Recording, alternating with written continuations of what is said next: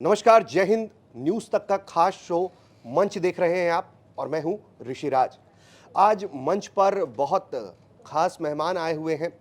इनका परिचय मैं अगर दूं तो इनके पास 28 से ज़्यादा लड़ाकू विमान और परिवहन विमान उड़ाने का एक्सपीरियंस है। 3-3 अहम सेना मेडल इन्हें प्राप्त है और 40 वर्ष से अधिक ये वायुसेना में अपनी सेवाएं दे चुके हैं। नाम है इनका आरकेएस भदौरिया, जो हाल ही में वायुसेना प्रमुख के तौर पर अपनी सेवाएं देकर रिटायर हुए और अब उन्होंने अपना अगला पड़ाव जो है वो राजनीति का चुना है और अब वो राजनीति के सफर पे हैं। तो लड़ाकू विमान तो उन्होंने बड़े शानदार तरीके से उड़ाए भी हैं अपने पूरे जीवन काल में, परिवहन विमान उड़ाए हैं अपने जीवन काल में। राजनीति में अब इनकी उड़ान कैसी रहेगी ये भी जानना बेहद दिलचस्प होगा। लेकिन सेना से जुड़े हुए हर व्यक्ति से आज के वक्त में अगर भारत में कोई सवाल हो रहा है तो वो सवाल हर बार अग्निवीर को लेकर हो रहा है। वहीं से शुरुआत करेंगे। तो आरकेएस भदौरिया साहब, बहुत स्वागत है आपका न्यूज़ तक के इस खास शो में। सबसे पहला सवाल तो यही है कि अग्निवीर पर इतने सवाल हो गए हैं, इतने सवाल उठ रहे हैं, अब सरकार की तरफ से क्या इसकी कोई विवेचना की जा रही है? आपने भी एक इनपुट दिया था कि रिकमेंडेशंस आ रहे हैं और सरकार उस पर विचार कर रही है। तो हम अग्निवीर को लेकर जो सवाल उठ रहे हैं उस पर बात करेंगे, लेकिन सबसे पहले आप हमारे दर्शकों को बताइए कि ये जो रिकमेंडेशंस आ रहे हैं तो इसमें किस तरह के बदलाव की तरफ देखा जा रहा है, किस तरह के बदलाव संभावित तौर पर हो सकते हैं? देखो, इसमें सबसे पहले स्कीम को समझना ज़रूरी है एंड इसके ये क्यों आई, इसके क्या टर्म्स एंड कंडीशंस हैं, एंड ये जानना ज़रूरी है कि इसको जब भी रिव्यू किया जाएगा इसका पहला साइकिल 4 साल में ख़त्म होगा। अभी तो करीब 2 साल हुए हैं, तो 2 साल और हैं, एंड जब पहली एक साइकिल ख़त्म होगी तब इसके सारे रिजल्ट सामने आएंगे, प्लसेस एंड क्या क्या इम्प्रूवमेंट्स हो सकी हैं। एंड मेरे हिसाब say that is the stage जब एक रिव्यू के लिए क्या क्या फीडबैक आया है, ऑपरेशनली उनकी ट्रेनिंग एंड उनकी यूटिलाइजेशन कैसे रही, सर्विसेज का फीडबैक आएगा, अग्निवीर की तरफ से फीडबैक आएगा, बाकी सब जो रिकमेंडेशंस दी जा रही हैं वो सब कंपाइल होंगी। एंड 4 साल की साइकिल के बाद is the first stage where improvements क्या होनी चाहिए उस पर चर्चा होनी चाहिए एंड उस पर चर्चा होगी। सो इस हिसाब से इसको समझना ज़रूरी है जी। लेकिन इसमें जो बात ये की जा रही है, जो दूसरा पक्ष भी है इसमें, मतलब एक पक्ष राजनीति का है और एक पक्ष उन आपके कलीग्स का है जो कभी किसी दौर में आपके साथ काम कर चुके हैं या वो आपके सीनियर रहे हैं फोर्सेस में। उनका ये कहना है कि इस तरह की चीज़ों को करके सेना का जो मूल पहचान है, जिसे हम कहते हैं नाम नमक निशान, वो मिट जाएगा। और इसमें एक और जो बड़ा सवाल ये है कि एक जवान जो अपनी रेजिमेंट के लिए लड़ता है, जो अपनी बटालियन के पहचान के लिए लड़ता है, उसको ख़त्म कर देने से ऐसा होगा कि जंग जैसे हालात में जो है वो कमिटमेंट जो एक 100% जवान दिखाता है पूर्ण सेवाओं में, वो इसमें देखने में कमी आएगी। और कई बड़े चेहरे हैं जिनको आप भी जानते हैं जो लगातार इसका विरोध भी कर रहे हैं। हाँ, देखो, ये समझना ज़रूरी है, जब ये स्कीम बनी थी तो आपको अपनी जो करंट लीडरशिप है उस पर विश्वास करना चाहिए। वहाँ आर्मी चीफ हैं, कमांडर्स हैं, उनके पूरे टीम है जो इस चीज़ को असेस करती है, इस स्कीम में को कैसे बनाया जाए, इसको कैसे सक्सेसफुल बनाया जाए देयर आफ्टर, इसके क्या क्या टर्म्स कंडीशन होनी चाहिए। इसमें बहुत ज़्यादा काफ़ी सारी बहस हुई थी, जो कई चीज़ें जो इश्यूज़ रेज़ किए जा रहे हैं, इन सब को देखा गया था जब डिस्कशंस हुई थी। ऑलमोस्ट 2 साल इन चीज़ों पर डिस्कशन हुआ है। एंड जो लोग बाहर से बैठ के कई ये ऐसी धारणाएं बना रहे हैं या ऐसा कुछ सोच रहे हैं, उनको ये सोचना चाहिए कि सब लीडरशिप को, करंट को पता है। जब सब कुछ देख के एक स्कीम को फाइनलाइज किया जाता है, देयर आफ्टर जो करंट आर्मी की लीडरशिप है, डिफेंस सर्विसेज की लीडरशिप है, उनको इम्प्लीमेंट करने दीजिए, उसके साथ रिजल्ट सामने आएंगे। देयर आफ्टर जो इम्प्रूवमेंट्स उसमें करनी चाहिए या होनी चाहिए वो सामने आएंगे और वो की जाएंगी। ज़्यादातर इस तरह के जो मुद्दे उठाए जा रहे हैं वो उनका बेसिस गलत है। ये समझना ज़रूरी है। क्या आर्मी चीफ को, करंट को पता नहीं है कि क्या नाम नमक निशान है, इससे रिलेटेड क्या मुद्दे हैं? उनको जब इस स्कीम में ट्रेन किया जाएगा, वो सारी जो इथोस होती हैं, आर्मी इथोस है, एयरफोर्स की इथोस है, नेवी की इथोस है, वो सब उनको दी जाएगी। ऐसा सोचना बिल्कुल गलत है कि इस स्कीम में जो लोग आएंगे उनकी ट्रेनिंग कुछ और होगी और वो किसी और तरह के जवान बन के आएंगे। ऐसा नहीं है। जैसे पहले ट्रेनिंग होती थी वैसी ही ट्रेनिंग होगी। इनका टाइम पीरियड शॉर्ट है एंड उसी हिसाब से कई चीज़ें की ट्रेनिंग उस हिसाब से की जाएगी ताकि उनकी ऑपरेशनल यूटिलाइजेशन उस तरह से रहे। तो ये बाहर की जो धारणाएं हैं, जो कंसर्न्स हैं, ये फैक्ट्स पे सब्सटेंशिएटेड नहीं है। सर, आपके सामने जब ये पहली बार टेबल हुआ था तो आपका रिएक्शन कैसा था? मतलब आप कैसे रिएक्ट किए होंगे? नहीं, पहली बार टेबल हुआ था मतलब क्या? ये स्कीम की जो स्ट्रक्चर है वो पूरा डिफेंस सर्विसेज की तरफ से बन के गया था। हमारे सामने हमें कोई प्रपोजल नहीं दिया गया था गवर्नमेंट की तरफ से। आपको ये समझना ज़रूरी है कि ये जो पहला इसका जो ड्राफ्ट बना है वो सीडीएस के अंडर में, सीडीएस उसमें जनरल रावत उन्होंने 3 सर्विसेज से डिस्कस किया। इनफैक्ट इससे पहले एक टूर ऑफ ड्यूटी की स्कीम आर्मी से प्रपोज हुई थी। पहले उस पर डिस्कशन हुआ था, जो इन डीएमए हुआ, सीडीएस के अंडर में डिस्कशन हुआ। देर आफ्टर उस पर कुछ चर्चा हुई सीडीएस की एंड डीएमए की with government authorities and there after उसको बोला गया कि नहीं, इसको अगर ऐसा करना है तो इसको और ब्रॉड तरीके से देखा जाए एंड उस पर बाकी सब चीज़ों पे भी हमारी लॉन्ग टर्म एचआर इश्यूज़ को देखते हुए क्या होना चाहिए उसको देखिए।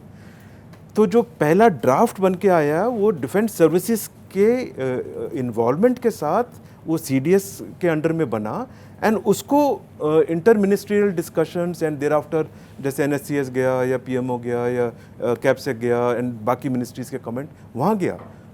तो ऐसा कुछ नहीं है कि चीफ्स के सामने कुछ ड्राफ्ट रख दिया गया और अब हमारी पता कि हम लेंगे नहीं लेंगे। वो सारी हमारी इनपुट से ही जाके वो ये सब पूरी स्कीम बनी है, उसके बाद वो गवर्नमेंट में दी गई।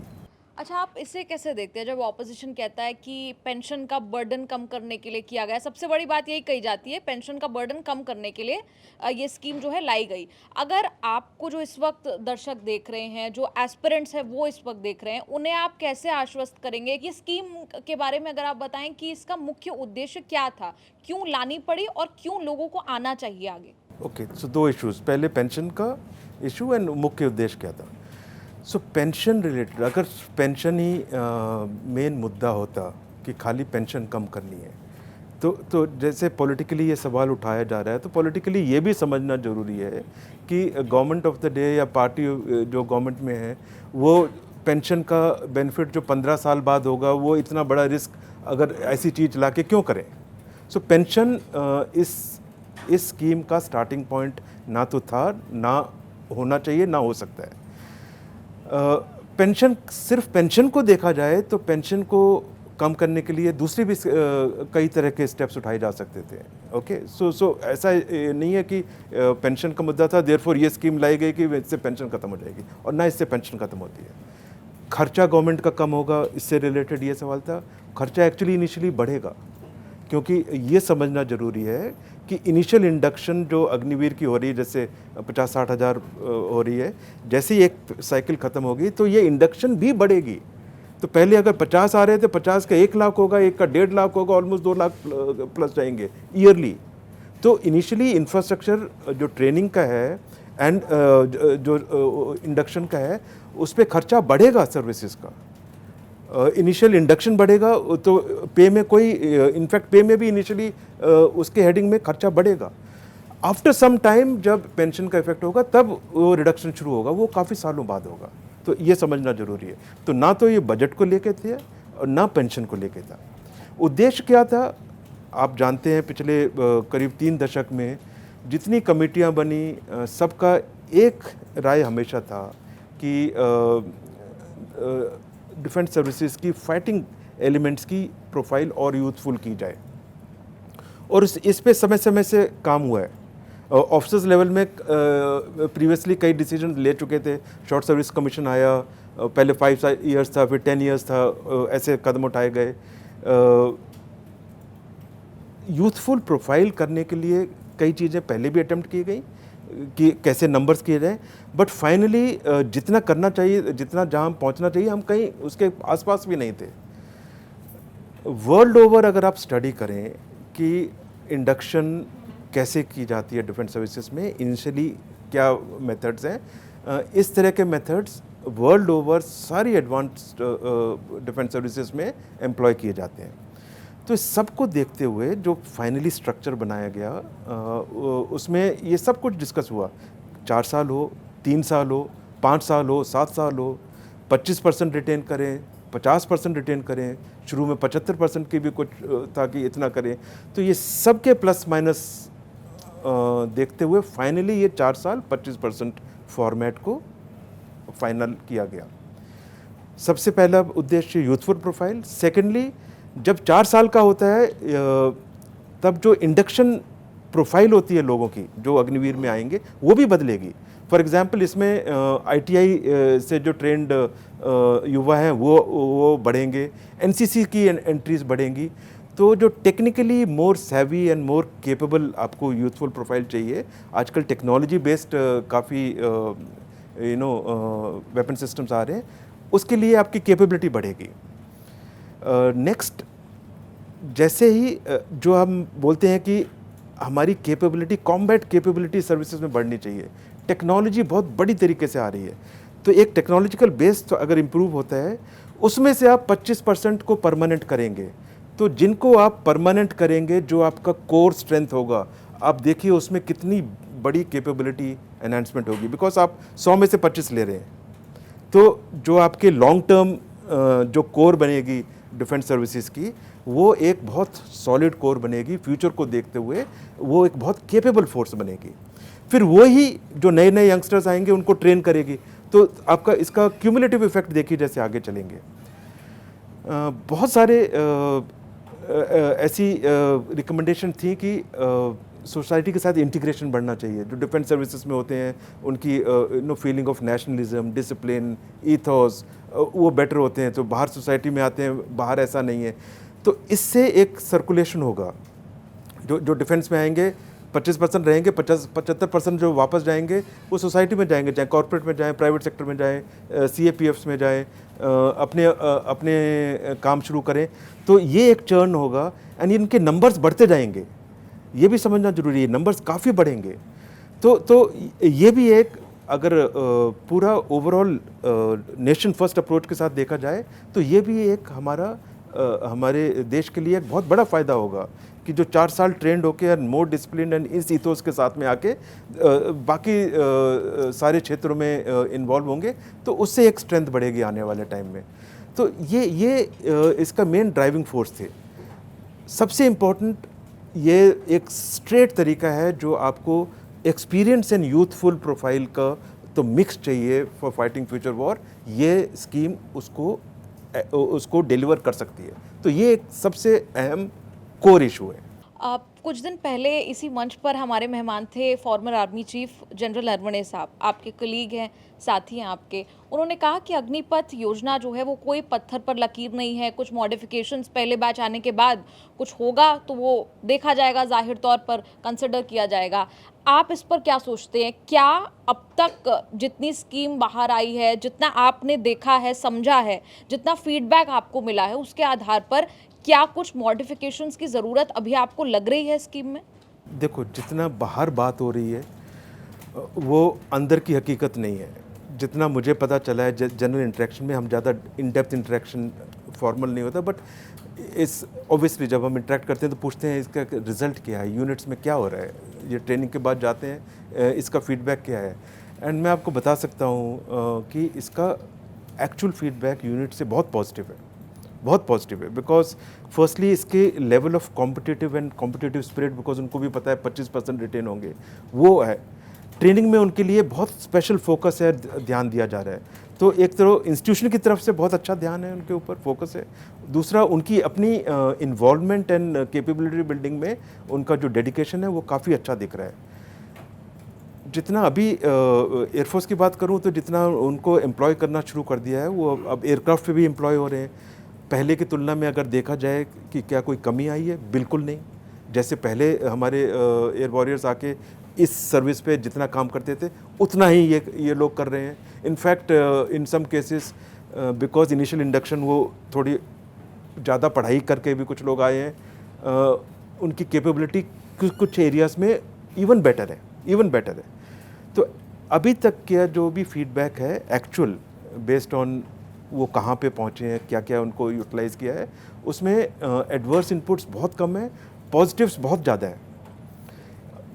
इसी स्कीम को पूरा 4 साल इम्प्लीमेंट करो तो ऐसी सारी इनपुट्स आएंगी। उनकी अपनी अग्निवीर का भी फीडबैक लिया जा रहा है, हर एक ट्रेनिंग स्टेज में ये प्रोसेस होता है। तो वो जब सारी इनपुट्स आ जाएंगी तो अगर इम्प्रूव करना है फॉर श्योर, जैसे मैंने बोला एक साइकिल ख़त्म होगी, उसके बाद ये सारी फीडबैक के साथ इम्प्रूवमेंट्स डिस्कस होंगी और उसको किया जाना चाहिए। वो तो किया जाएगा, रक्षा मंत्री ने भी बोला है, गवर्नमेंट ने भी बोला है, एंड वो हमेशा होता भी है, हर स्कीम में होता है। आप अभी भाजपा का ही हिस्सा भी हैं, तो क्या हमें कोई भी मॉडिफिकेशंस, क्योंकि आपने खुद कहा कि एडवर्स फीडबैक भी आया है, हर तरह का फीडबैक आया है, लेकिन पॉजिटिव ज़्यादा आया है आपके मुताबिक, तो अभी जब तक पहला बैच नहीं आ जाता तब तक कोई खास चेंजेस इस स्कीम में नहीं नज़र आ सकते, ऐसा है क्या? नहीं, ऐसा मैं ऐसा नहीं बोलूँगा, मतलब I don't have inside knowledge कि गवर्नमेंट ऐसा सोच रही है कि ऐसा बिल्कुल भी कुछ टच नहीं करेंगे। हो सकता है कुछ चीज़ें ऐसी दिखें कि नहीं इसको अभी इम्प्रूव कर सकते हैं, हो सकता है वो कुछ चीज़ें पहले एड्रेस हो सकती हैं, पर जो कोर इश्यूज़ हैं जैसे 25% रिटेन होगा, 4 साल की ऐसे है, ये सारी चीज़ें तो तय है ना कि अब 2 साल लोग आ चुके हैं, इसको और 2 साल पूरे करके ये वाले इश्यूज तब देखे जाएंगे। बट टर्म्स एंड कंडीशन में कुछ और इशू है, कुछ और जो चीज़ें कुछ इम्प्रूवमेंट करने का उनको दिखता है, अगर गवर्नमेंट उस पर विचार करती है तो हो सकता है पहले भी आ जाए।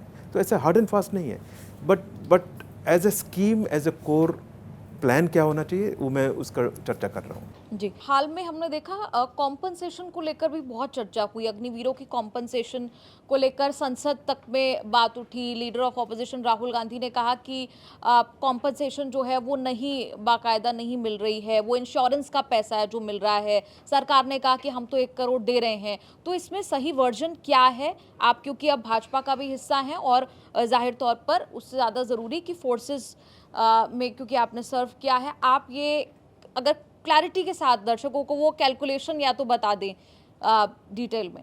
ओके, देखो, उस समय जब ये चर्चा जब ये सवाल उठा था, हमेशा जब भी किल्ड इन एक्शन कोई होता है तो स्ट्रेट अवे हमेशा हर केस में, ये अग्निवीर का नहीं है, कोई भी सोल्जर हो, कोई भी ऑफिसर हो, हमेशा इंश्योरेंस इमीडिएटली पे होती है। ओके, तो उस समय जब ये चर्चा उठी थी, उस समय इंश्योरेंस जो अग्निवीर की थी वो पे हो चुकी थी।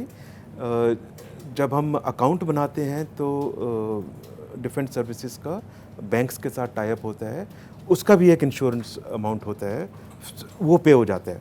सो उस समय जो 1 करोड़ पेमेंट था वो सही बात है, वो इंश्योरेंस का था, बट वो ओवरऑल जो पेमेंट होता है वो उसका पार्ट था। उसको कंपनसेशन नहीं बोलो, बिकॉज किसी का अगर लाइफ गई उसको हम कभी कंपनसेट नहीं कर सकते। तो इसका जो भी है हमें देखना चाहिए, एक इंश्योरेंस होती है, एक एक्स ग्रेशिया पेमेंट होता है, एक सर्विसेज अपने फंड से कुछ पैसा देते हैं, एक उनकी जो बैलेंस पे है अग्निवीर के केस में वो जाएगी, सेवानिधि पैकेज का बैलेंस जाएगा। ओके, ये ओवरऑल हेडिंग्स हैं। तो उस समय तक इंश्योरेंस का चला गया था। अग्निवीर के केस में इंश्योरेंस वो खुद पे नहीं करते, गवर्नमेंट पे करती है। ओके, कॉन्ट्रीब्यूटरी नहीं होती, तो ये पूरा अमाउंट गवर्नमेंट की तरफ से जाता है। तो एक्चुअली टेक्निकली स्पीकिंग अग्निवीर के केस में ये पूरा जो इंश्योरेंस है 48 लाख का, वो गवर्नमेंट की तरफ से पेमेंट होता है। 50 जो है वो बैंक का होता है, वो अलग से है, तो 98 हो चुका था उसमें। बाकी जो एक्सक्रेशिया है उसके लिए कोर्ट ऑफ इंक्वायरी होती है, सारे सबूतों के साथ एस्टैब्लिश किया जाता है कि it is attributable to service, क्या सर्कमस्टांसिस थे, क्या था। जब तक वो पूरा नहीं होता वो पेमेंट नहीं हो सकता। ये मैं ज़रूर बोलूँगा कि इस केस में इस कार्रवाई को टाइम लगा। क्यों लगा, वो रीजंस हो सकते हैं, मेरे पास उसके आंसर्स नहीं है, पर जब तक वो नहीं पूरा होता उसके बाद जैसे पूरा होता है वो एक्सग्रेशिया पेमेंट क्लियर हो जाता है एंड वो सारा होगा। तो इसमें कोई ऐसा बिल्कुल भी डाउट नहीं है कि इसमें से कोई भी पेमेंट रोका जाएगा या उसके लिए नहीं दिया जा रहा है, या अग्निवीर के केस में स्पेशली कोई डील डाली जा रही है, बिल्कुल नहीं है। तो वो मुद्दा unnecessary political kind of colour ला रहा था। प्रैक्टिकली यूनिट जो होती है वो अर्लीस्ट पे करना चाहती है, सर, आप 40 साल वायुसेना में रहे और भारतीय सेनाओं में रिजर्वेशन का कोई सिस्टम नहीं है और अभी हाल में एक कंट्रोवर्सी हुई है। सरकार लैटरल एंट्री से कुछ सीनियर ब्यूरोक्रेट्स को अपॉइंट कर रही थी, लेकिन फिर वो रिजर्वेशन का विवाद आया और उसके बाद सरकार को उसमें कदम वापस पीछे खींचने पड़े। तो आपकी राय रिजर्वेशन को लेकर, सरकार में रिजर्वेशन को लेकर, और दूसरी इस लैटरल एंट्री में? देखो, जहाँ तक डिफेंस सर्विसेज का सवाल है, हमेशा से हमारा ना कोई रिजर्वेशन रहा है, ये मेरिट बेस्ड रही है। इलेक्शन टाइम पे भी इसका कुछ थोड़ा सा इशू उठा था कि ये अग्निवीर खाली ओबीसीज हैं, इन लोगों के लिए, ऐसा बिल्कुल नहीं है। टोटली मेरिट बेस्ड है, टोटली। ओके, सिलेक्शन होता है, वो जो उसमें सिलेक्ट होते हैं, पास होते हैं, उनको शॉर्टलिस्ट किया जाता है, देर आफ्टर उनका फाइनलाइज किया जाता है। तो डिफेंस सर्विसेज में बिल्कुल नहीं है। दूसरी सर्विसेज में जो जहाँ रिजर्वेशन है, वहाँ एज पर करंट नॉर्म्स वो एक्शन हो रहा है। ये पर्टिकुलर इशू जो अभी रिसेंटली हुआ है, let it see how it pans out, but lateral entry पहले भी हो चुकी है, ये कभी मुद्दा उठा नहीं था। तो अब इस मुद्दे को उठा के एक्चुअली थोड़ी नंबर ऑफ पोस्ट थी जिनके लिए उठा के वो अभी होल्ड पे हो गया है। तो इसको देखते हैं हम आगे क्या कार्रवाई होती है, तो उस पर हम भी देख रहे हैं। It is something that is in progress. But as far as defence services concerned, ना तो रिजर्वेशन है, ना ऐसा कोई विचार है कि आना चाहिए, और सर्विसेज हमेशा इन चीज़ों में कभी इन्वॉल्व नहीं हुई, ना इन पे कभी भेदभाव किया। सर, जो ये लैटरल एंट्री में ये आर्गूमेंट यही दिया गया ना कि सरकार के पास स्पेशलाइज्ड ऑफिसर्स नहीं है, जिस तरह से दुनिया बदल रही है, टेक्नोलॉजी बदल रही है, उसमें गवर्नेंस को चलाने के लिए। तो ये सारी चुनौतियां तो सेना को भी सामना करना पड़ता होगा, वहाँ भी स्पेशलाइजेशन वाला इशू रहता होगा। अगर वो सेना में उसकी ज़रूरत महसूस नहीं की गई इस तरह की एंट्री की, तो क्या सरकार में ऐसा कुछ होना चाहिए? नहीं, the two are not comparable. देखो, सेनाओं में जो हम अपनी इंडक्शन करते हैं, two are totally different issues, तो बिल्कुल साथ में एक उस पर प्लेटफॉर्म पर डिस्कस ही नहीं करना चाहिए। जहाँ तक सेना का सवाल है, सारी ट्रेनिंग हमारी, हमें जो चाहिए, हम उसको अग्निवीर को कहाँ ट्रेन करके कैसे यूटिलाइज़ करेंगे, ऑफिसर्स को कहाँ ट्रेन करके यूटिलाइज़ करेंगे, पायलट्स को कहाँ करेंगे, कंट्रोलर्स को किधर करेंगे, वो एक सेट प्रोसेस है। वो टाइम पे हम इम्प्रूव करते हैं depending on technology, depending on equipment. And जितना हमें ज़रूरत है एक ऑफिसर या सोल्जर को ट्रेन करना, हम उसको पूरा ट्रेन करते हैं। तो ऐसा कभी किसी स्टेट पे सवाल नहीं है कि हमारी ट्रेनिंग कम है, देयरफॉर हम लैटरली लें। दूसरी बात, डिफेंस में लैटरली एक स्टेज पे लेके वो स्टेट पे कॉम्बैट केपेबल होना ज़्यादा मुश्किल है। ओके, सो दोनों सर्विसेज को इस हिसाब से कंपेयर नहीं करो। वहाँ की रिक्वायरमेंट्स अलग है, वहाँ के लॉजिक ऐसी चीज़ों को लिए करने के लिए अलग है, एंड वो उस हिसाब से देखा जाना चाहिए। सर, थोड़ा गियर बदलते हुए सवाल है कि पॉलिटिक्स में आकर कैसा लग रहा है? पिछले 6 महीने का अनुभव कैसा है? देखो, अभी तो इनिशियल स्टेप्स हैं, मैं तो ज्वाइन किया है।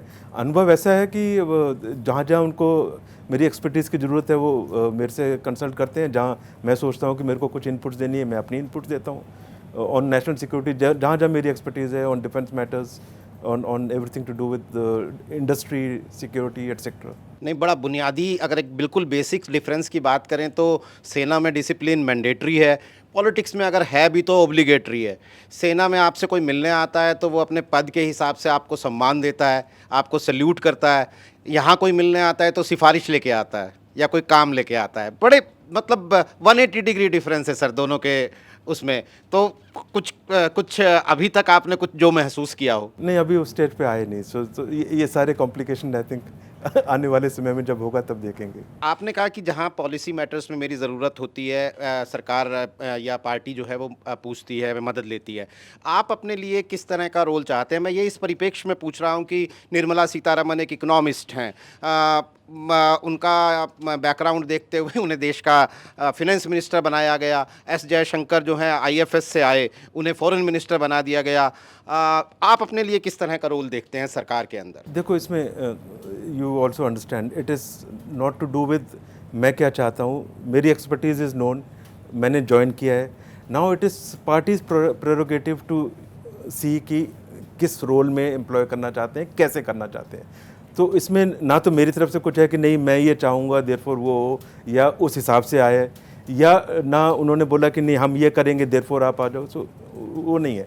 आई वांटेड टू कंट्रीब्यूट, मैंने ये चूज़ किया, आगे का पाथ ज्वाइन किया। अब जैसे जैसे पार्टी देखेगी, जैसे फिट देखेंगे, उस डायरेक्शन में काम करेंगे। बिल्कुल So सर, I देखो, would भाई, put it that way straight away. नहीं, एक हाइपोथेटिकल सवाल है कि आप किस रोल में अपना बेस्ट जो है वो दे सकते हैं। मतलब मैं सीधा सवाल पूछूं तो देश का डिफेंस मिनिस्टर के तौर पे आपको अगर कहा जाए तो आप देश का डिफेंस मिनिस्टर बनेंगे? देखो, ऐसे सवाल पूछने का ना तो मेरे पास कोई जवाब है ना ही है। मैं अपनी तरफ से पूरी कंट्रीब्यूशन करूंगा, मेरी अपनी एक्सपर्टीज लेवल्स हैं, एंड जिस भी एरिया में पार्टी बोलेगी उस एरिया में कंट्रीब्यूट करेंगे, सिंपल। ठीक है सर, एक और सवाल है कि जनरल नरवणे की बात की अभी निधि ने, उनकी एक किताब उन्होंने एक किताब लिखी थी जो डिफेंस मिनिस्ट्री में अंडर स्क्रूटनी है। इतना लंबा करियर, 40 साल का आपका भी करियर रहा, उनका भी रहा, तो उनके अनुभवों को, उनकी एक्सपर्टीज़ को लोग पढ़ना चाहते हैं, सुनना चाहते हैं। आपको क्या लगता है कि ये कितना सही है, कितना गलत है कि एक एक्सपर्ट अपने किसी भी फील्ड से बाहर निकलता है, किताब लिखता है, अपनी ज़िंदगी के अनुभवों को शेयर करता है और उनके ऊपर एक किन्हीं भी वजहों से, पॉलिटिकल नॉन पॉलिटिकल वजहों से उसके ऊपर एक पहरा लगा दिया जाता है? देखो, एक प्रोसेस है। जब भी हम कोई किताब वगैरह लिखें तो एक ये हमेशा प्रोसेस होता है कि it goes through a clearance process. तो आई थिंक उसी का ये पार्ट है।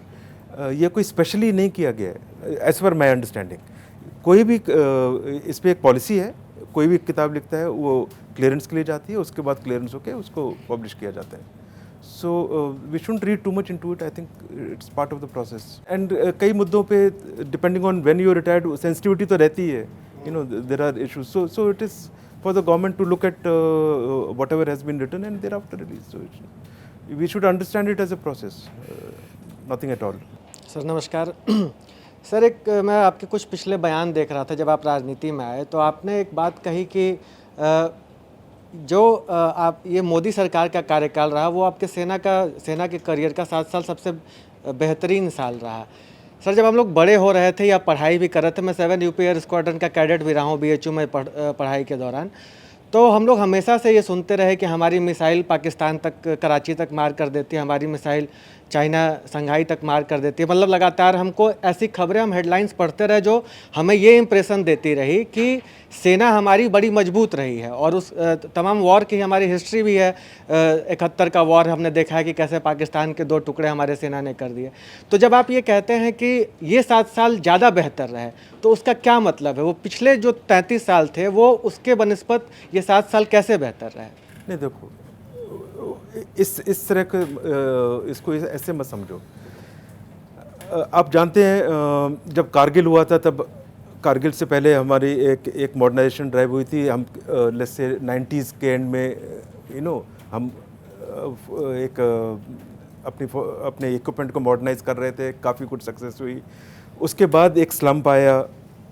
जब कारगिल हुआ तब हमारी, अगर हम एयरफोर्स की बात करें तो हमारी कैपेबिलिटी इतनी थी कि जब हम अपनी LOC को क्रॉस नहीं कर रहे थे, दूसरी तरफ जो पाकिस्तान एयरफोर्स के एयरक्राफ्ट थे, हमारी कैपेबिलिटी उनसे ज़्यादा थी। तो वो अगर इस तरफ को निगाह भी करते थे, इस तरफ को अप्रोच भी करते थे, तो हमारे एयरक्राफ्ट इमीडिएटली उस पर एक्शन लेते थे एंड वो हट जाते थे। तो अगर कोई भी एंगेजमेंट उस समय होती तो हम बहुत सुपीरियर पोजीशन में थे कारगिल टाइम। ओके, 1-2 दशक आगे आए हम, धीरे धीरे उन्होंने नई मिसाइल्स ले ली, नई कैपेबिलिटी ले ली US से, यू नो,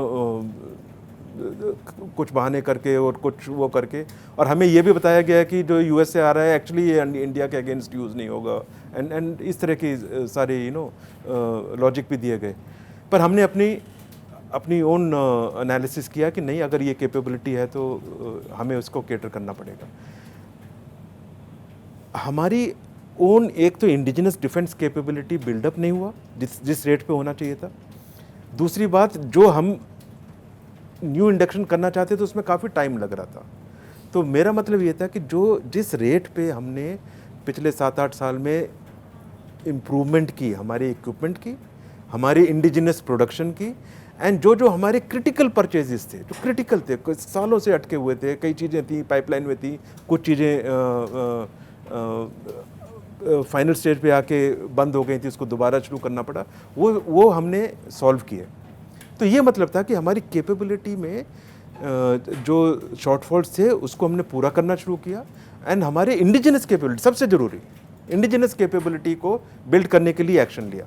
तो इस तरह से मेरा मेन मतलब ये था कि जो सेनाओं के लिए होना चाहिए, जो कैपेबिलिटी बिल्डअप होना चाहिए, जो बेस होना चाहिए, वो डेवलप हुआ, वो ज़रूरी था, इसलिए मैंने ये कदम उठाया। जी सर, एक सवाल सर मेरा ये है कि जब मनमोहन सिंह की सरकार थी तो उस दौरान डिफेंस डील में कई तरह के करप्शन के आरोप लगे। जो बीजेपी जब सत्ता में आई तो उनकी जांच तेज़ी से शुरू हुई उन आरोपों की, बड़े बड़े राजनेताओं के नाम उनमें आए। जब हम लोग पढ़ रहे थे तो उस पर बेस्ट मूवीज़ आई जो मिग की दुर्घटनाओं को हाईलाइट करने वाली मूवीज़ थी। लेकिन सर जब ये 10 साल पर हम खड़े हैं मोदी सरकार के, तो हमने उन मुकदमों को, उन मामलों को, उन करप्शन के घोटालों को किसी नतीजे पर पहुंचते नहीं देखा। आपको क्या लगता है कि क्यों इतना, जब ये नेशनल इंटरेस्ट का विषय है, हमारे डिफेंस से जुड़ा विषय है, राष्ट्र की सुरक्षा से जुड़ा विषय है, तो अगर ये कहीं करप्शन हुआ है तो इसको त्वरित न्याय इसमें क्यों मिसिंग है? नहीं, आप किस केस की बात कर रहे हैं? कई जो केसेस हुए हैं उस पर काफ़ी कुछ प्रोग्रेस हुई। विमान सौदे जो हुए थे सर यूपीए के कार्यकाल में, जो फाइटर जेट्स अगस्ता वेस्टलैंड का जैसे हाँ, जैसे अगस्ता वेस्टलैंड के सब, हाँ, तो उस केस में जो भी कार्रवाई शुरू हुई थी, फर्स्टली जो भी जैसे बैंक गारंटीज एटसेट्रा जो कंपनी के अगेंस्ट काम करना था, नेशनल हमारे अपने पैसे होल्ड करने के लिए, वो सारे एक्शन हो चुके हैं। On action for people who did wrong, ऐसी चीज़ों में सारी इन्वेस्टिगेशंस कॉम्प्लेक्स होती हैं। ये पूरा मुद्दा सिर्फ इंडिया का नहीं है, कुछ लोग बाहर बैठे होते हैं, कुछ कंपनीज इन्वॉल्व होती हैं, कुछ उनके मिडलमैन इन्वॉल्व हैं, कौन कौन इन्वॉल्व है ये भी पता नहीं होता। तो ये सारा इतना आसान स्ट्रेट फॉरवर्ड केस नहीं होता कि एक कोई क्राइम हुआ है एंड अक्यूज सारे पता हैं। तो ये इन्वेस्टिगेशन एक कॉम्प्लेक्स होती है, इसको इन्वेस्टिगेशन को फ्रक्टिफाई करना, उसको पूरे एविडेंसेस को लाना, so it's a long process, इतना आसान नहीं है। बट मुझे ये भी नहीं पता इंटरनली कि ये किस स्टेज पे है, क्या हो रहा है। But I only want to convey कि ये कॉम्प्लेक्स प्रोसेसेस होते हैं एंड उस पर जो भी एक्शन है वो चल रहा होगा। नहीं सर, ये सवाल मैंने इसलिए भी पूछा ना क्योंकि एक आपका बयान था कि सेना को राजनीति में नहीं घसीटा जाना चाहिए। हमने देखा है इतिहास में कि बोफोर्स सौदों को लेकर कितनी बड़ी सियासत हुई, और करगिल वार का भी आपने जिक्र किया, बड़ा हिट माना गया कि बोफोर्स तोप होने की वजह से हम एक एडवांटेज मिला, जबकि आतंकी और पाकिस्तानी सपोर्टर तो ऊपर बैठे थे, तो बोफोर्स की वजह से हम उनको गिरा सके। तो अल्टीमेटली वो किसी नतीजे पर पहुंचता हुआ नज़र नहीं आया, और डिकेड इन्वेस्टिगेशंस हुए, राजनीतिक आरोप प्रत्यारोप लगे। तो क्या इन रक्षा सौदों को की जो जांच चल रही है वो कहीं महज राजनीतिक आरोप प्रत्यारोप में तो नहीं सिमट कर रह जाएंगे, या इनका कोई नतीजा पहुंचेगा? इस संदर्भ में ये बात मैं तभी तो मैंने बोला था कि ऐसे मुद्दों पे और ऐसे एक्विजिशंस पे राजनीति को नहीं लाना चाहिए। जैसे फॉर एग्जांपल राफेल के केस में कि कहा कि ये गलत है, इसमें करप्शन हुआ, ये हुआ, एंड वो हमारे लिए बहुत एक अहम कैपेबिलिटी बिल्डअप था, एंड वो ऑलमोस्ट इफेक्ट होने वाला था। तो ऐसी चीज़ों पे राजनीतिक घेरे में लाके उनको स्टॉल नहीं करना चाहिए। तो यही मेरा मतलब था। सर, मिग 21, बाइसन, जैगुआर, तेजस, रफाइल, बहुत सारे लड़ाकू विमान आपने उड़ाए हैं, और तेजस तो हम सब के लिए स्पेशल है। लेकिन मेरा सवाल आपसे कि आरकेएस भदौरिया का फेवरेट फाइटर जेट कौन सा है, और तेजस आपको कैसा लगता है, वो भी तब जब हम आत्मनिर्भर भारत की करते हैं और वो मेड इन इंडिया है?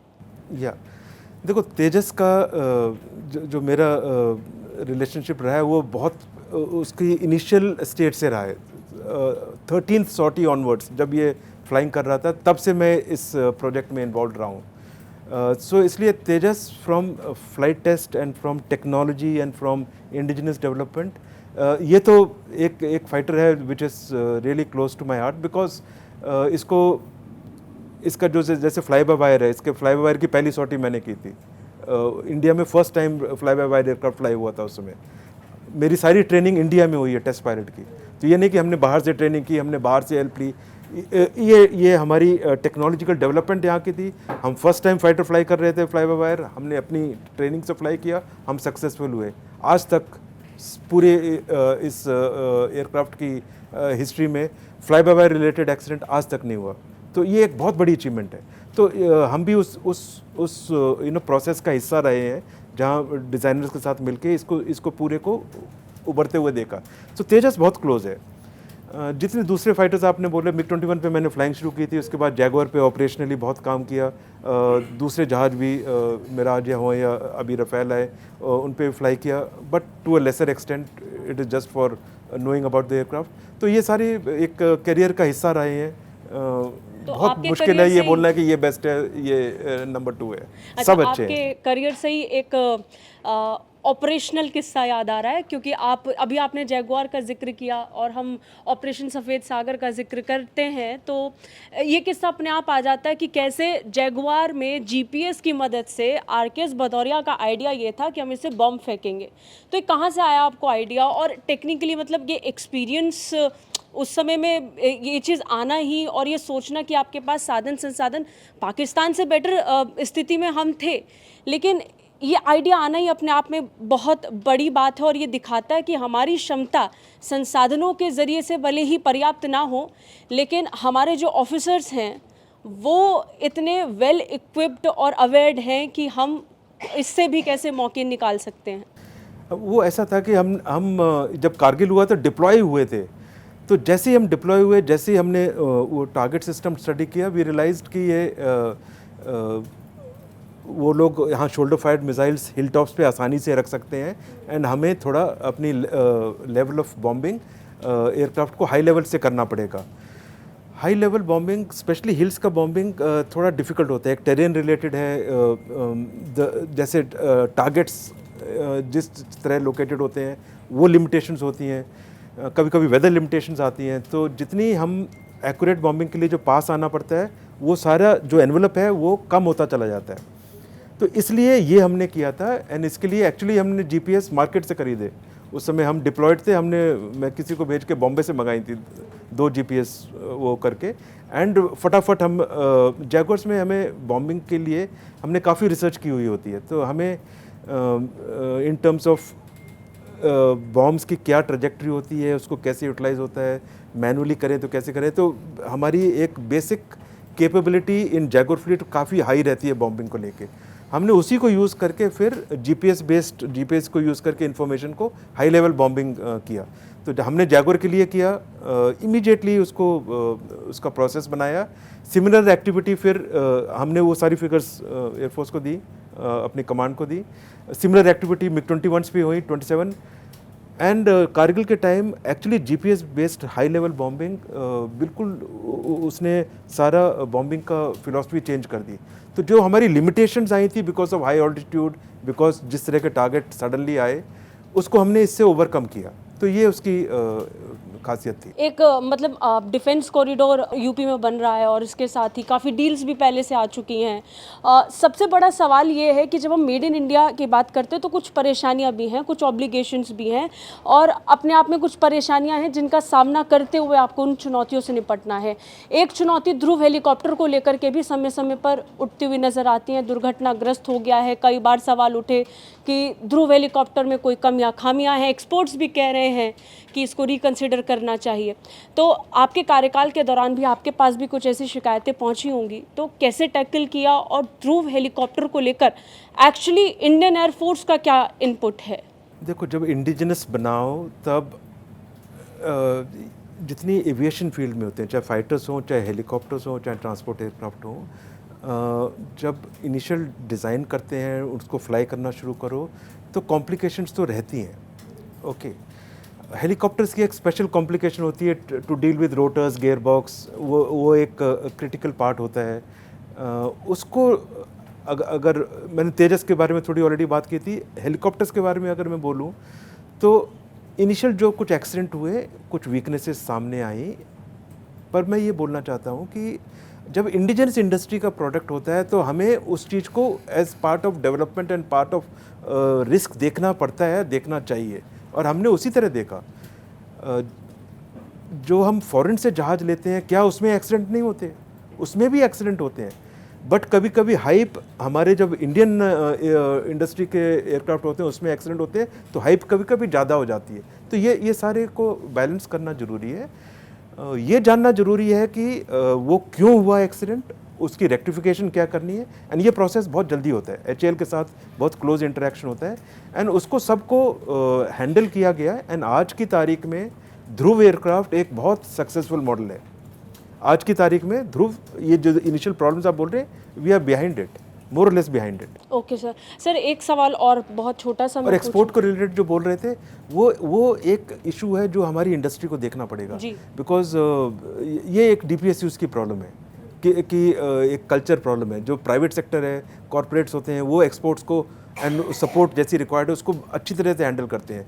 ये HAL का एक थोड़ा सा ड्रॉबैक रहा है कि एक्सपोर्ट्स की तरफ ना ज़्यादा ध्यान था, ना ज़्यादा फोकस था, एंड जब सक्सेसफुल हुए तो उसको आउट एंड आउट सपोर्ट नहीं किया गया। ओके, उसके कई रीज़न हो सकते हैं, ये उन्होंने जान के नहीं किया, बट कई रीज़न ऑर्गेनाइजेशन होते हैं, कई रीज़न स्ट्रक्चरल होते हैं। तो बट इस इशू को सॉल्व करना जरूरी है। आज की तारीख में ध्रुव, डॉनियर डिज़ाइन तो इम्पोर्टेड है, बट अदरवाइज ध्रुव देखा जाए, एंड तेजस, इनका एक्सपोर्ट पोटेंशियल बहुत हाई है।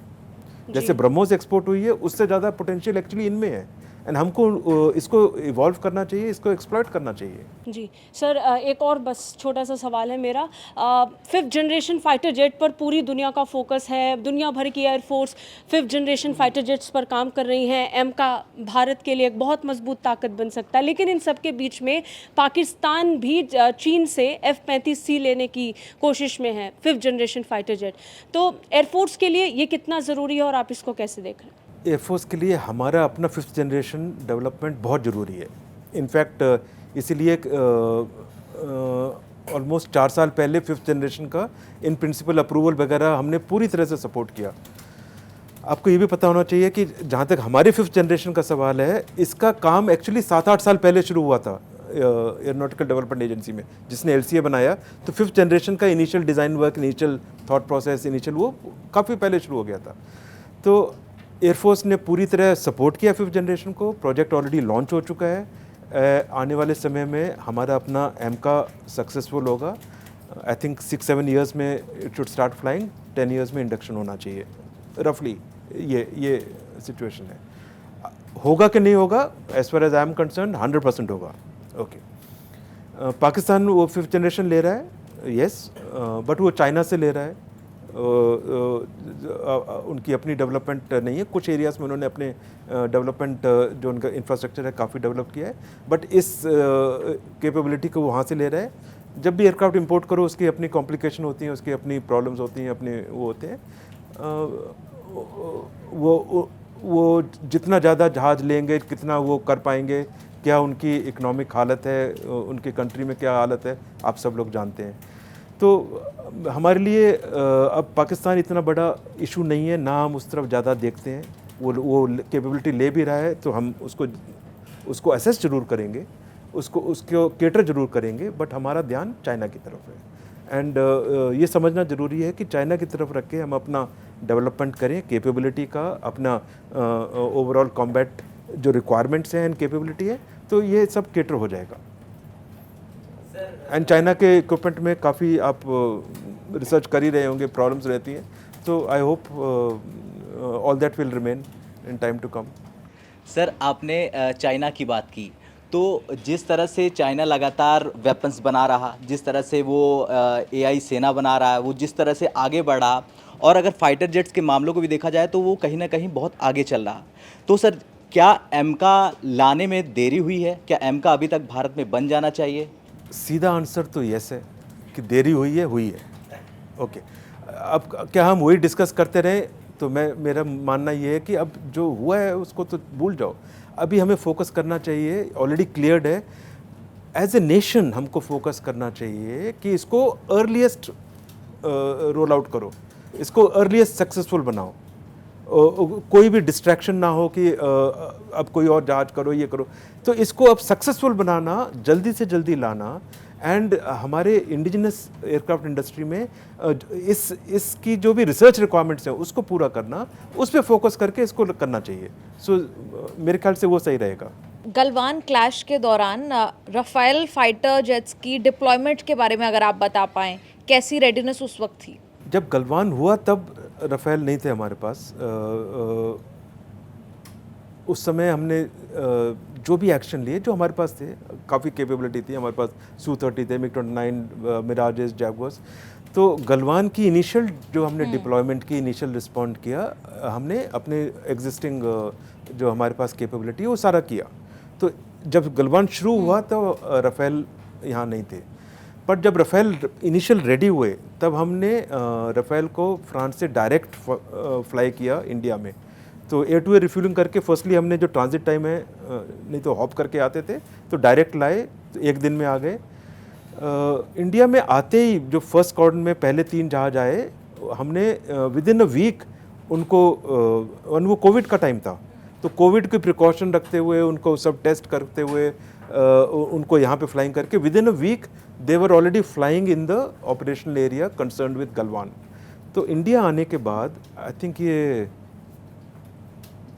जून एंड या जुलाई की बात है शायद, तो तब ये गलवान एरिया में फ्लाई करना शुरू कर दिया विद इन अ वीक। तो वो ज़रूरी है, जैसे ही जहाज आए इमीडिएटली हमने उस एरिया के लिए डिप्लॉय किया, and that was noticed. In fact जैसे ही हमने ये किया तो चाइना ने अपने लेटेस्ट जहाज J-20 वहाँ पे उस एरिया में ले आए, उस पोजीशन किया, तो आप वो जानते हैं। उसके बाद हमने एक उस पर अपने ऑपरेशनल मिसाइल भी फायरिंग प्रैक्टिस के लिए अपना हमारे पायलट्स को दी। तो ऑपरेशनली ये फास्टेस्ट इंडक्शन था, एंड इंडक्शन के बाद फास्टेस्ट डिप्लॉयमेंट था। इतना फास्ट डिप्लॉयमेंट हमने पहले कभी नहीं किया। सर, तो LAC की चाइना की बात हो रही है, तो एक सवाल उससे ले लेता हूँ, फिर मैं आगे बढ़ूंगा और कुछ और दूसरे पहलू के सवाल है मेरे पास। चाइना की ताकत को लेकर बहुत तरह के अलग अलग कयास हैं, और चाइना के बारे में कहा जाता है कि बहुत मिस्ट्री है, पता नहीं है एक्चुअल फिगर्स क्या हैं। आपने अपने लेवल पर भी आप लोगों ने एक्सेस किया होगा कि चाइना किस तरह के स्ट्रेंथ को रखता है और कितनी बातें वो करता है और एक्चुअली क्या है। तो आपको क्या लगता है कि चाइना के अंदर भी जो हाइप क्रिएट किया गया है वो एक तरीके से कथित तौर पर घोस्ट आर्मी क्रिएट करके किया गया है, या घोस्ट पावर के तौर पर अपने आप को दिखाने की कोशिश करता है? क्योंकि इंगेजमेंट कहीं नहीं है उसका।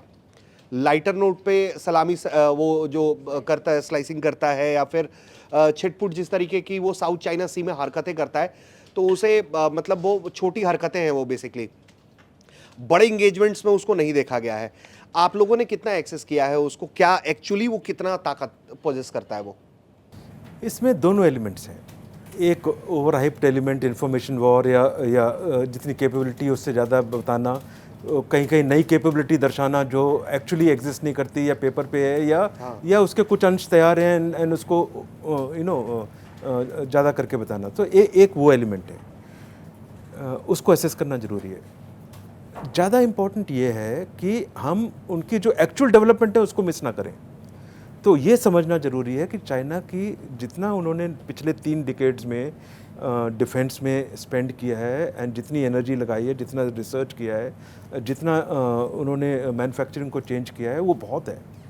इसमें बहुत पैसा लगाया गया है, बहुत एनर्जी लगाई गई है, एंड इंक्रीजिंगली नाउ AI और स्पेस में, साइबर में भी यही इफेक्ट देखा जा रहा है। तो उस रियल कैपेबिलिटी इन्हांसमेंट क्या हुआ है, चाहे वो फाइटर्स में, चाहे ट्रांसपोर्ट जहाज हो, हेलीकॉप्टर्स हो, आर्मी इक्विपमेंट हो, टैंक हो, वो हमें पता है, वो हम उसको स्टडी कर रहे हैं कि कहाँ कहाँ है। वो समझना ज़रूरी है, उसको हल्के में नहीं लेना चाहिए।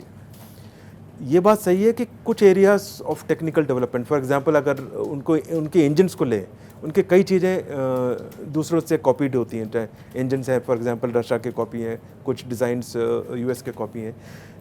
तो वो इस टेक्नोलॉजिकली स्टेज में नहीं है जितने एडवांस हैं, जितने रिलायबल हैं, बट फिर भी उनकी रिलायबिलिटी अब बढ़ रही है। तो ये समझना ज़रूरी है कि उनकी एडवांसमेंट्स क्रिटिकल एरियाज़ में काफ़ी ज़्यादा हुई है।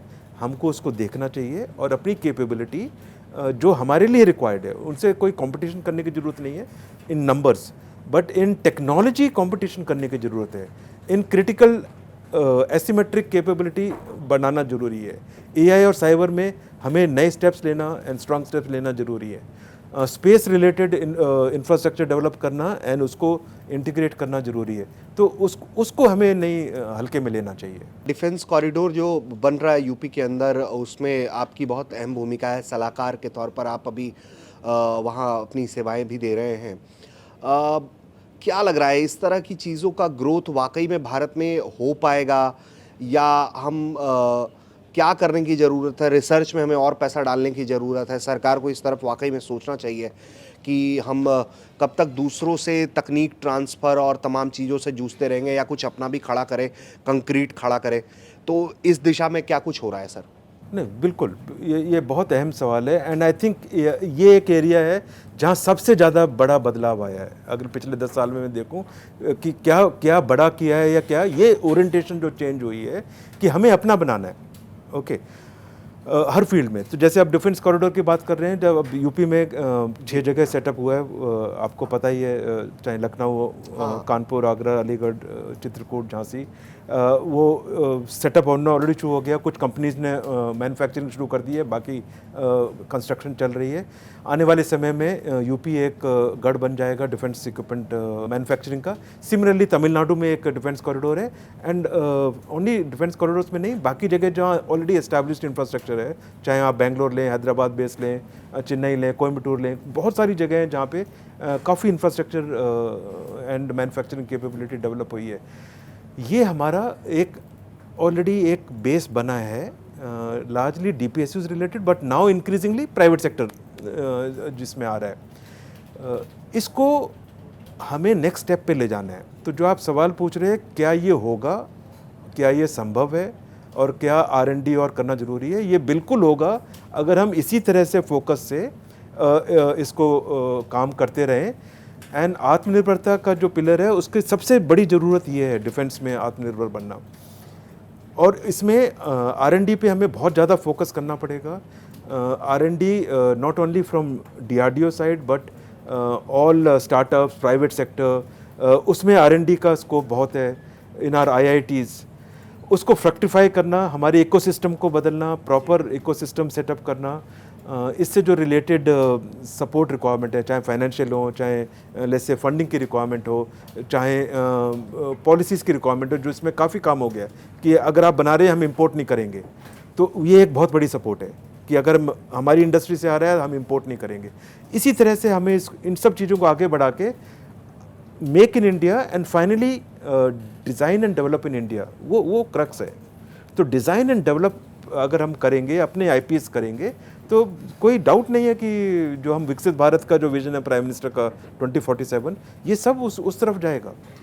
तो सबसे बड़ा बदलाव मैं देखता हूँ वो इस डायरेक्शन में है कि हम इतना बड़ा स्टेप ले रहे हैं, बोल रहे हैं कि हम केपेबल हैं और हम इस दिशा में काम करेंगे।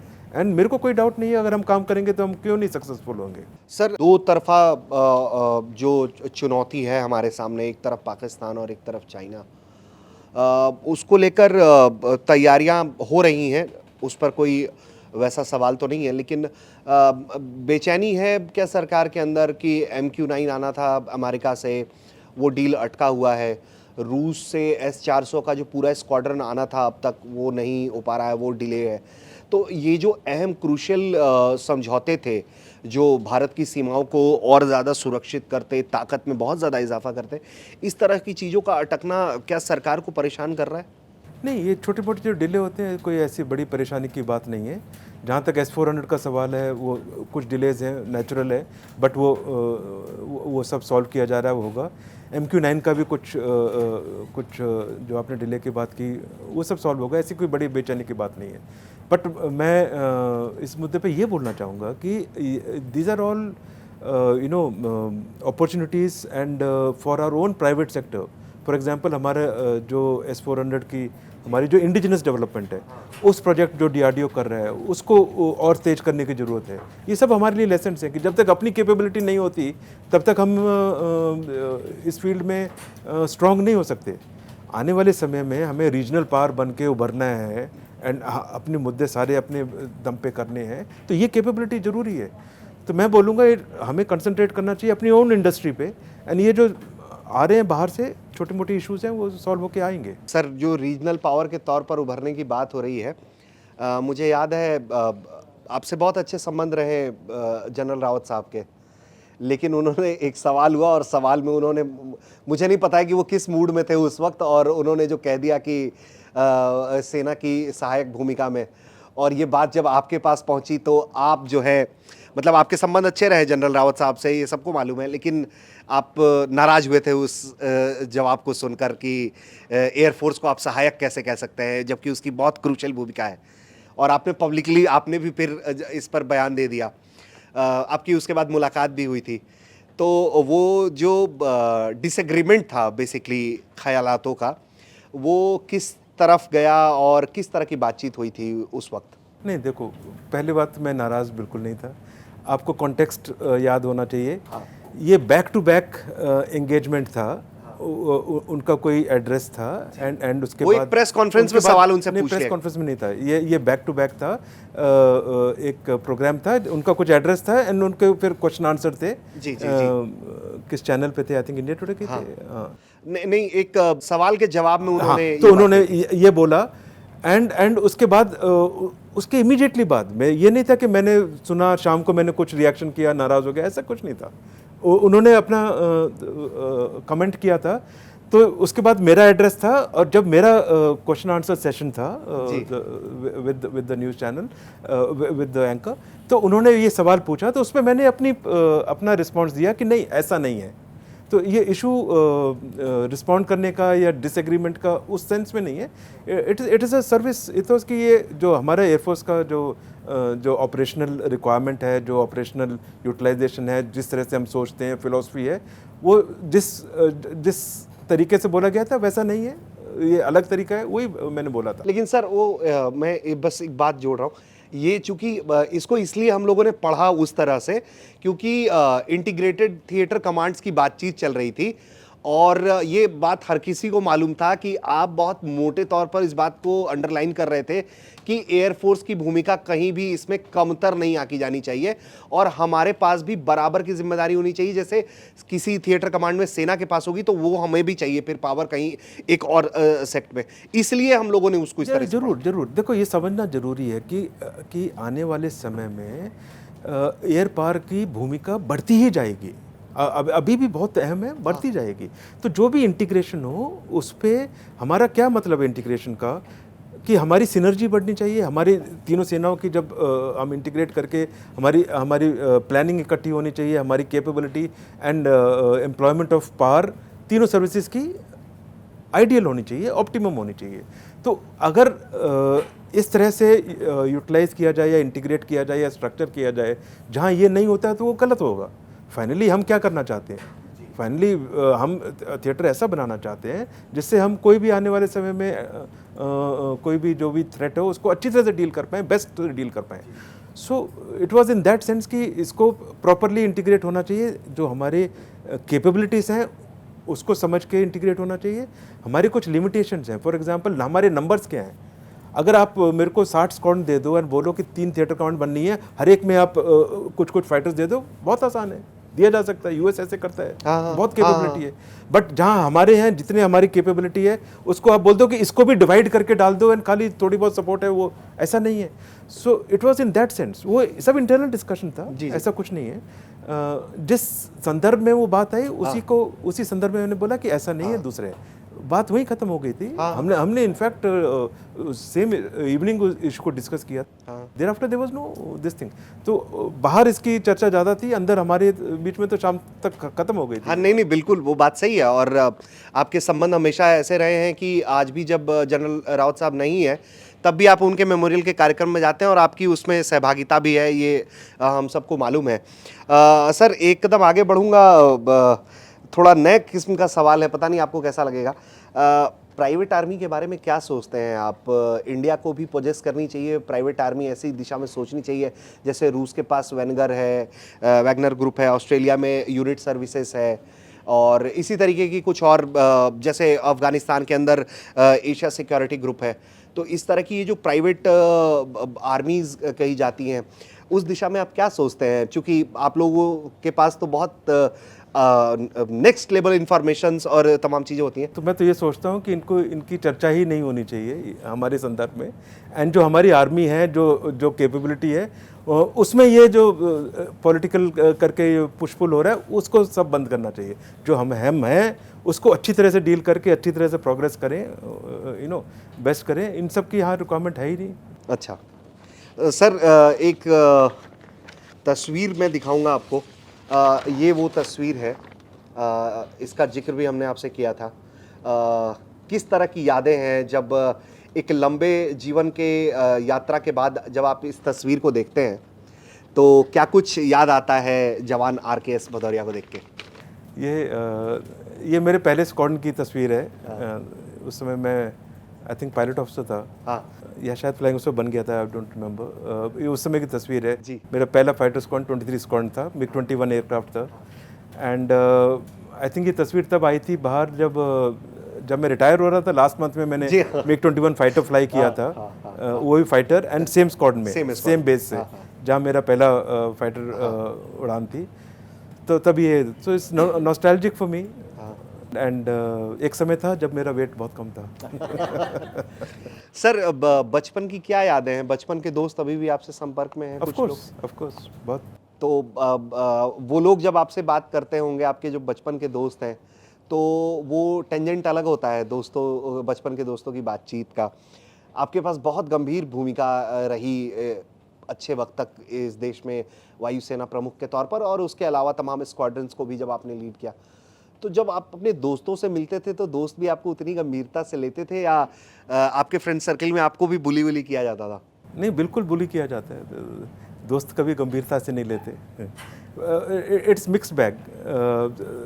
अगर स्कूल के दोस्त देखा जाए तो एक पीरियद होता है, सर्विस में इतने बिजी हो जाते हैं कि थोड़ा सा डिस्कनेक्ट हो जाता है, बाद में फिर कैचअप हो जाता है। और एक होता है हमारे ट्रेनिंग के विद इन सर्विस जो इनिशियल बैचेस हैं, हमारे बैचमेट्स एंड दोस्त, सो दोनों का। एंड उस सब में कई इश्यूज होते हैं जो गंभीरता से लिए जाते हैं, कई इश्यूज हैं इट्स लाइक फ्रेंड्स। तो फ्रेंड्स में you are equal amongst equal, so कोई ऐसा है वो नहीं है डिफरेंस। सर पॉलिटिक्स की अगर थोड़ी सी बात कर लूँ आपसे मैं, तो राजनीति में आने का ऑफर कहाँ से आया? आपने क्या सोचकर ये तय किया कि एक नई यात्रा पर चला जाए?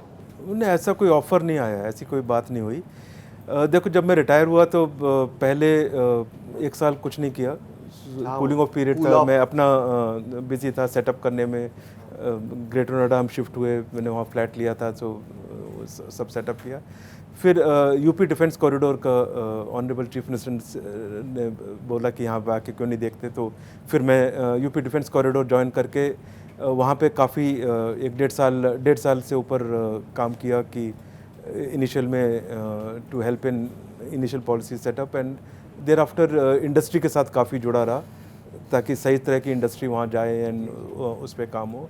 तो एक वो मेन इन्वॉल्वमेंट रही। दूसरी इन्वॉल्वमेंट रही स्पेस सेक्टर में, एक एडवाइजरी काउंसिल के तौर पे उसका मेंबर था, DRDO में as adviser, and private sector में या स्टार्टअप्स इकोसिस्टम में because of defence corridor and because of seminars, या जहाँ भी जिसको इंटरेक्शन या कुछ एडवाइस चाहिए, तो उस इकोसिस्टम में मैं काम करता रहा।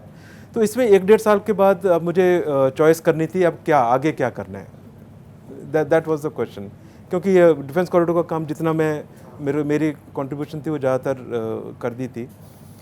तो जब ये सवाल आया तो आई थॉट हार्ड। एक तो या तो इंडस्ट्री साइड में कुछ किया जाए या अपना कुछ किया जाए।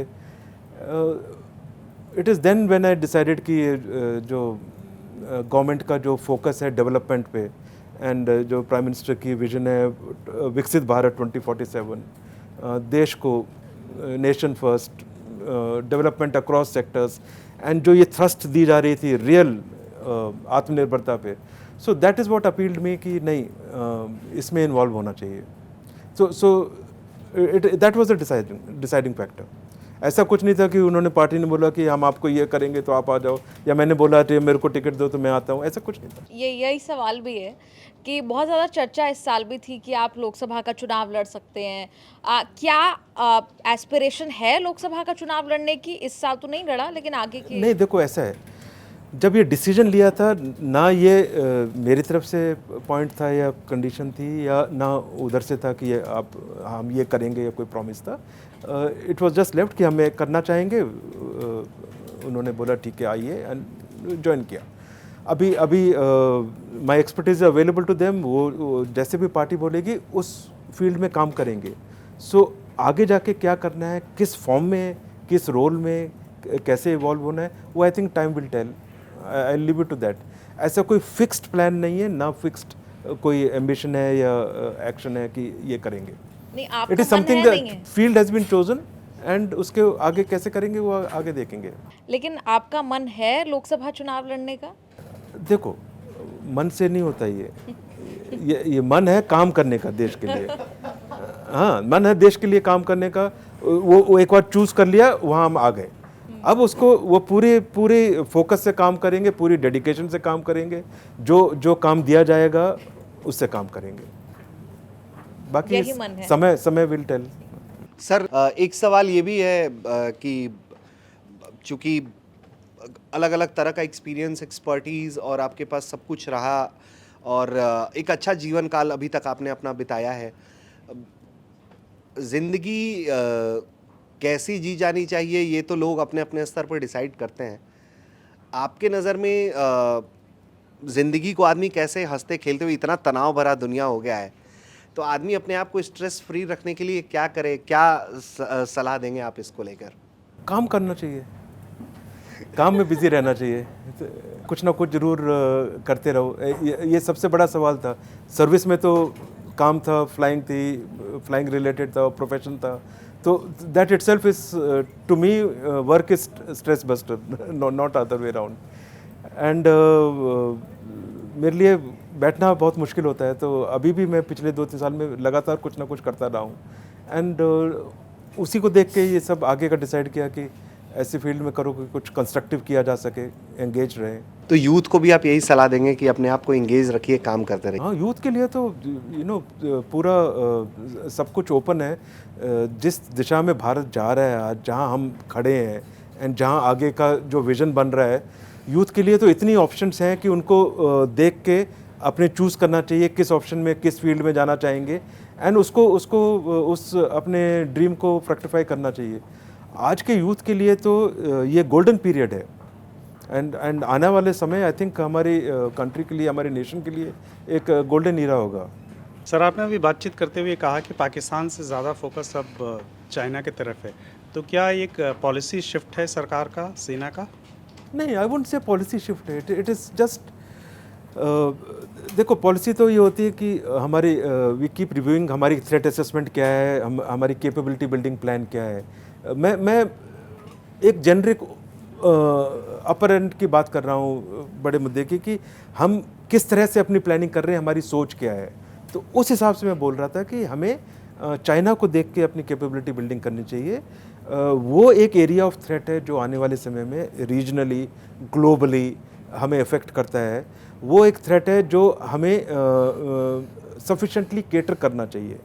ओके, दूसरा एक उसका छोटा हिस्सा रह जाता है, एंड देयरफॉर अगर हम ये करते हैं तो पाकिस्तान थ्रेट तो ऑटोमेटिकली केटर करता है। ये बात अलग है कि पाकिस्तान का थ्रेट वेरियस एरियाज़ में है। फॉर एग्जांपल, अगर आप उनका पीस टाइम थ्रेट देखा जाए तो उसको डील करने के लिए हमें कुछ और एक्शन स्ट्रांग लेने चाहिए, that is another matter. But overall capability wise देखा जाए, चाइना को देख के काम करना चाहिए। क्या थ्रेट असेसमेंट में राहुल गांधी भी एक थ्रेट परसेप्शन बताते हैं चीन को लेकर कि चीन ने भारत की ज़मीन पर कब्ज़ा कर लिया है या ज़मीन हमसे छीनी जा रही है, तो क्या राहुल गांधी जो खतरा बता रहे हैं, क्या उसको भी कंसीडर किया जा रहा है? क्योंकि राजनीतिक तौर पर सरकार उनको सीरियसली लेना नहीं चाहती और ऐसा दिखाती नहीं, और पार्टी मजाक उड़ाती है उसको।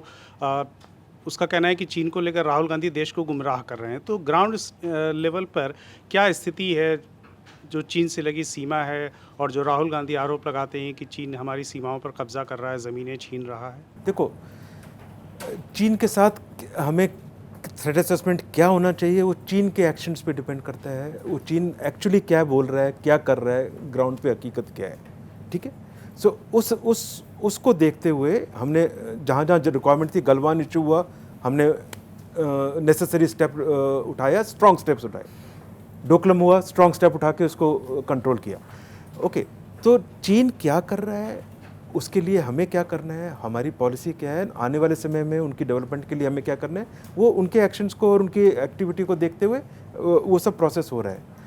जहाँ तक ऐसे ऐसे मुद्दे जो आते हैं कि अरे चीन ने ये कर लिया या इतनी ज़मीन ले ली है, ये एक उसको एक पॉलिटिकल कलर होता है, एक पॉलिटिकली स्टेटमेंट्स का वो होता है।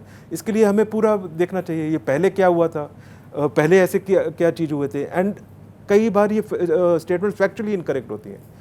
एक हमारी क्लेम लाइन है, एक उनकी क्लेम लाइन है। ओके, तो जब गलवान हुआ उन्होंने कुछ मूवमेंट किए, वहाँ पे क्लैश हुआ। उसके बाद जब एंड ऑफ अगस्त हमारी आर्मी ने क्विड प्रो को किया, कुछ एक्शन लिया, वो एक स्ट्रॉन्ग एक्शन था। वो हमने आगे जाके कुछ पोस्ट पे, कुछ जगह पे अपने सैनिक अपने कब्जे किए, तो वो हम आगे चले। वो इनफैक्ट अब as far as I am concern ये एक हमारी आर्मी की एक बहुत बड़ी अचीवमेंट थी। ऐसे स्टेप्स हमने पहले इतनी स्ट्रांगली नहीं लिए थे। तो ये सब जो हमने प्रैक्टिकली किया है रिसेंट पास्ट में, हमने इतनी स्ट्रांगली पहले कभी नहीं किया। ओके, तो पॉलिटिकली जो दूसरी स्टेटमेंट होती है उनको छोड़ दीजिए, ग्राउंड पे जो हकीकत है उसको देखिए। तो क्या ऐसी कोई रियलिटी है कि चीन ने कोई ज़मीन पर कब्जा किया हुआ है? नहीं, आपको पता है गलवान में क्या हुआ, तो सब उसके सैटेलाइट पिक्चर्स हैं, सब कुछ है। कितना क्या हमारी क्लेम लाइन है, क्या उनकी क्लेम लाइन है, वहाँ पे कहाँ क्लैश हुआ, एंड हमारी आर्मी किधर क्विड प्रो करके आगे जाके बैठी। वो तो चीन बोल रही है तो आप हमारे एरिया में आ गए, तो तभी तो ये नेगोशिएशंस एंड ये सब डिस्कशन चल रहा है। तो यही तो डिस्प्यूट है।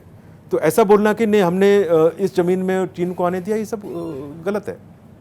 इनफैक्ट ऐसा देखा जाए तो पहले सलामी राइसिंग उनके जो एक्शंस रहे हैं, उनकी जो उन्होंने जो पोस्ट बदली हैं, जहाँ जहाँ वो पेट्रोल करते थे वो चीज़ें जो बदली हैं, वो जो एरियाज़ थे वो जो कहीं ज़्यादा हैं। तो इन चीज़ों में जाने की जरूरत नहीं। आज क्या हो रहा है, चीन ने क्या एक्शन लिया है, हमने कितनी स्ट्रांगली उनको रोका है, आज हमारी वहाँ पे चीन हमको कितनी स्ट्रांगली कंसिडर करती है कि हमने क्या उनको जवाब देते हैं, वो ज़्यादा ज़रूरी है। सर, जिस तरह से मिग को देखा गया तो मिग को अब बदला जा रहा है, तेजस लाया जा रहा है मिग की जगह, तो क्या हमें लगता है कि आपको लगता है कि क्या ये देरी हो रही है तेजस को लाने की प्रक्रिया में? हाँ, तेजस को देखो, देरी अगर प्रैक्टिकली तो हो रही है। तेजस को अगर हम इंडस्ट्री के हिसाब से देखें तो HAL को प्रोडक्शन रेट काफ़ी पहले बढ़ाना चाहिए था, अभी तक काफ़ी आगे होने चाहिए थे हमको। अभी भी जो ऑर्डर्स हैं प्रोडक्शन रेट उतना नहीं बढ़ा है। पर ये चीज़ें बोलने को आसान होती हैं, एक्चुअली करने में जब इंडस्ट्री को देखा जाए तो थोड़ा मुश्किल होता है। पहले हमारा ऑर्डर 40 का था, 40 में एक पर्टिकुलर प्रोडक्शन रेट आ सकता है। 40 के बाद जब तक हमने 83 का ऑर्डर दिया, उसके बाद HAL एग्रीड कि हम प्रोडक्शन रेट बढ़ाएंगे। पहले भी बोल रहे थे, उसको बढ़ाने की प्रक्रिया में थोड़ा लेट हुई है। अब हमने 97 के ऑर्डर्स टाइम पे दे दिए हैं, तो आने वाले समय में अब ये प्रोडक्शन रेट बढ़ के आएगा। बट ये एक I would say private sector को देखा जाए, कॉर्पोरेट सेक्टर वर्सेस DPSUs को देखा जाए, तो DPSUs की एफिशिएंसी पे कंपैरेटिवली कम रहती है। यही प्राइवेट सेक्टर में होता तो अभी तक प्रोडक्शन रेट बढ़ गया होता। ये हकीकत है, हमें समझना चाहिए। इसलिए हम बोलते हैं मोर एंड मोर कि DPSUs को, प्राइवेट सेक्टर को आपको आउटसोर्स करके उनको ज़्यादा इन्वॉल्व करो, प्रोडक्शन रेट बढ़ाओ। अगर प्रोडक्शन रेट अच्छा होता और जल्दी बढ़ता तो हमारे जो स्क्वाड्रन सब डाउन हो रहे हैं, तेजस ऑलरेडी रैपिडली उनको रिप्लेस कर रहे होते। तो एयरफोर्स की कैपेबिलिटी वाइज रिप्लेसमेंट थोड़ा स्लो हो रहा है, और इसको अब क्या हो चुका है उसको छोड़ो, आने वाले समय में इसको बढ़ा के हमें एक्सपीडाइट करना चाहिए। सर, जिस तरह से भारत अब मिसाइलों को एक्सपोर्ट कर रहा है, फाइटर जेट्स कब एक्सपोर्ट करना शुरू करेगा? हम तो ऑलरेडी लेट है। मैं तो बोलता हूँ तेजस एक बहुत बड़ा एक्सपोर्ट पोटेंशियल है।